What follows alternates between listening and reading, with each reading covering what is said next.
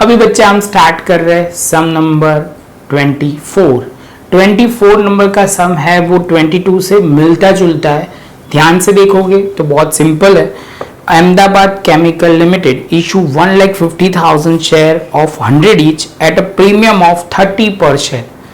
Amount payable was as under, जिसमें दिया हुआ है शेयर एप्लीकेशन एंड अलॉटमेंट 85 पर शेयर इंक्लूडिंग प्रीमियम।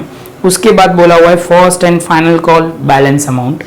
उसके बाद बोला हुआ है application were received for 2,55,000 share, application of 55,000 share were rejected and allotment made on pro rata to remaining share.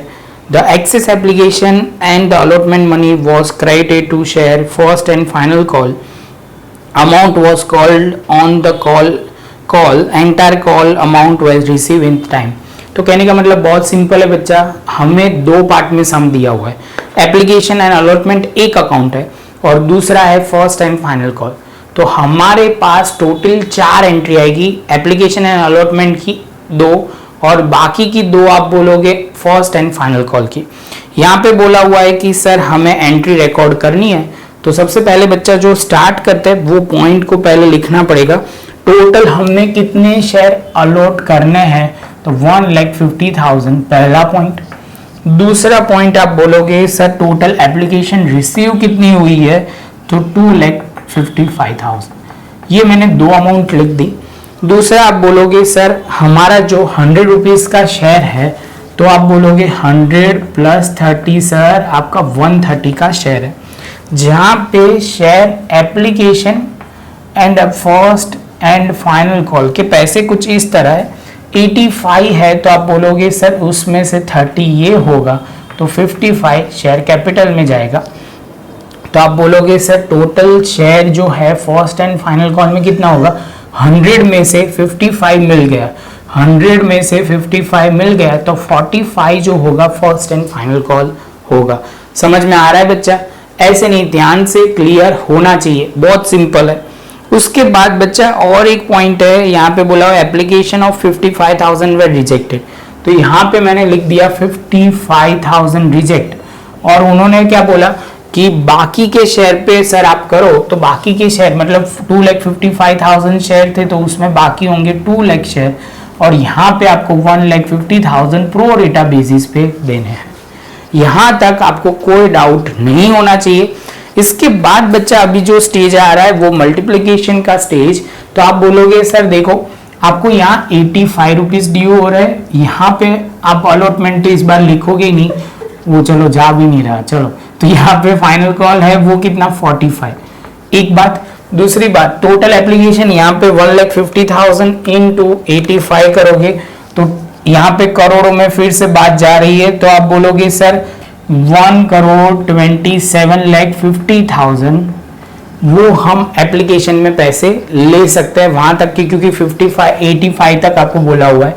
बाकी के 45 इंटू 1,50,000, तो आप बोलोगे सर यहाँ पे थोड़ा नॉर्मल है, 60 यहाँ पे लिखते हैं वो 67,50,000।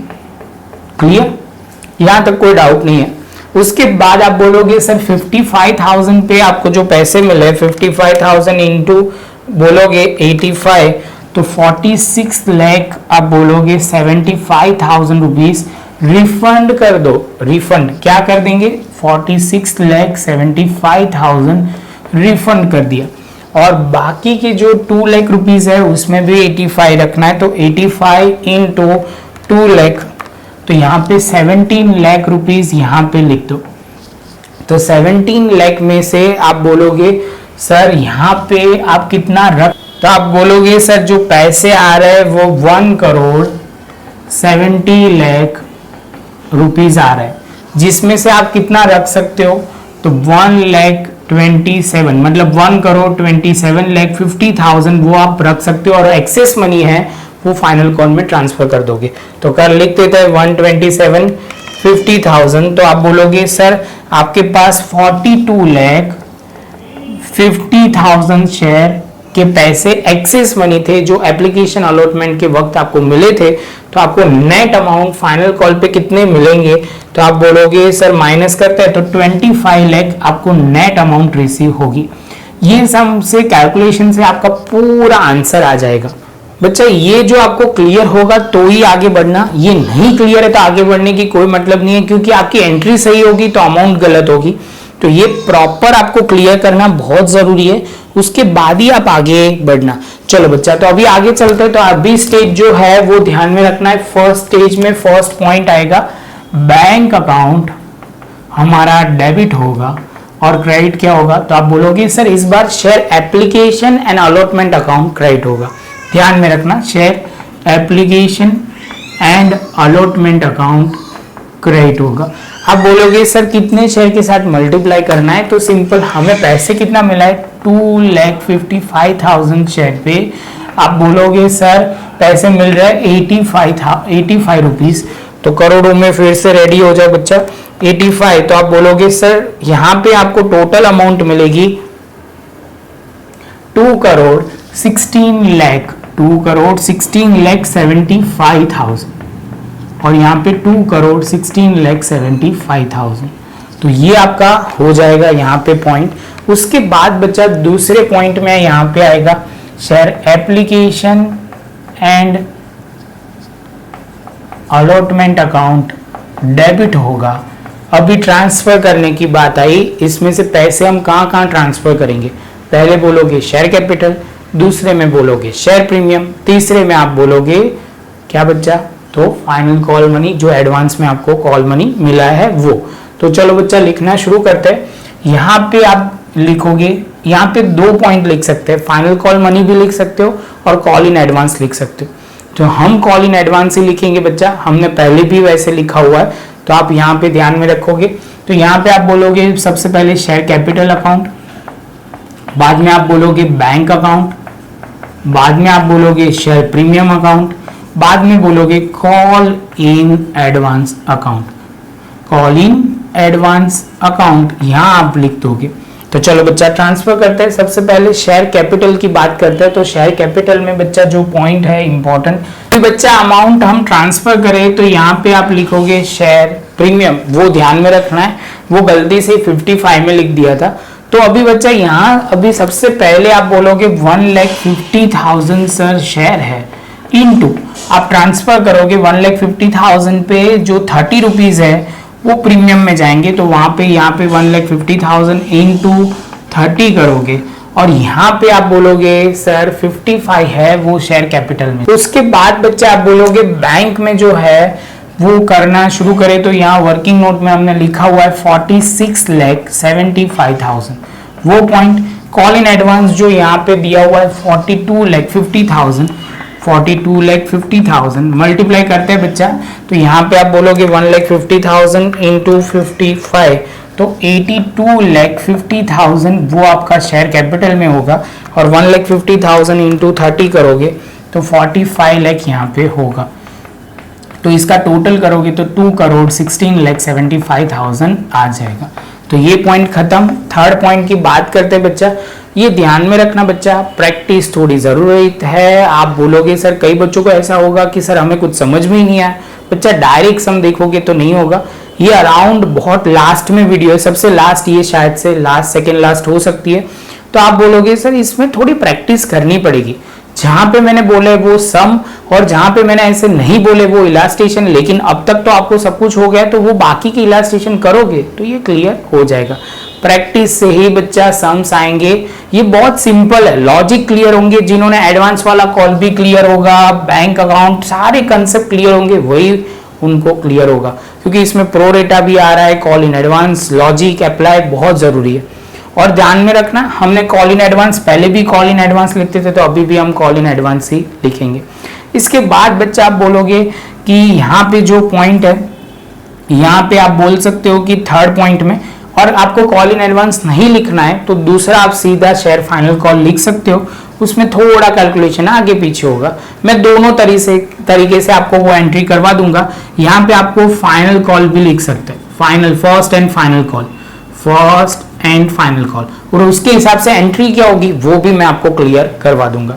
चलो, तो थर्ड में पहले ड्यू कर देते हैं। तो आप बोलोगे सर लिखो share first and final call account debit कर दो, लिख दिया।